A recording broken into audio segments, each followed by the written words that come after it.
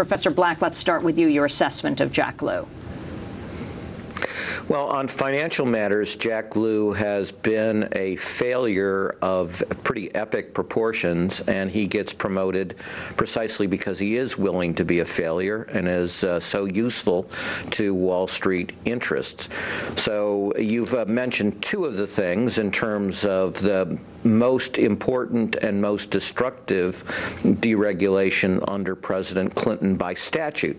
But he was also there for much of the deregulation by rule, and a strong proponent of it. And he was there for much of the cutting of staff. For example, the FDIC, the Federal Deposit Insurance Corporation, lost 3/4 of its staff, and that huge loss began under Clinton.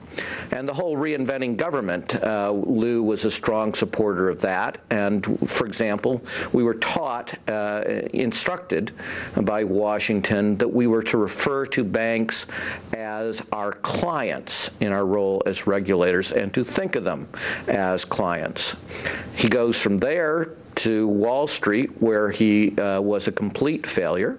You noted that part of what Citicorp did was bet that housing would fall. That was actually one of their winning bets. But they actually made a bunch of losing bets as well. And the unit that he was heading would have not been permissible but for the deregulation of getting rid of Glass-Steagall under President Clinton. And you saw, as an example of Citicorp, why we shouldn't be doing this. Why would we create a federal subsidy where all of us, through the U.S. government, are on the hook for Citicorp's gambling on financial derivatives for its own account? Running a casino operation. That makes absolutely no public policy sense.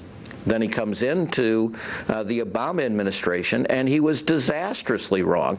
He tried very hard to impose austerity on the United States back in 2011, which is, he wanted, the European strategy, which has pushed the Eurozone back into recession, and Spain, Greece, and Italy into Great Depression levels of unemployment. And this is the guy, after all of these failures, who also is intellectually dishonest. He will not own up to his role and deregulation's role and desupervision's role in producing this crisis, and not just this crisis, but the Enron-era crisis and the savings and loan debacle. Matt Taibbi, your reaction to the nomination of Jack Lew by President Obama? I think there's a couple of things. I agree with everything that Professor Black said. I think it's the symbolism of this choice is, I think, very important for people. Just the mere fact of picking somebody from Citigroup and from that same Bob Rubin nexus that Timothy Geithner came from. And, you heard Barack Obama, as he's introducing Jack Lew, praising Tim Geithner as somebody who's going to go down in history as one of the great Treasury secretaries of all time.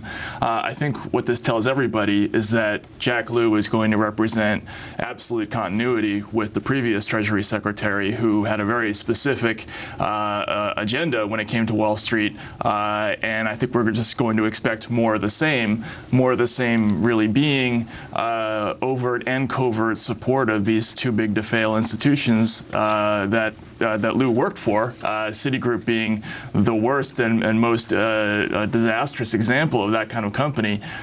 So I think it's the choice of somebody from that particular firm is fraught with pretty upsetting symbolism for the country, I think.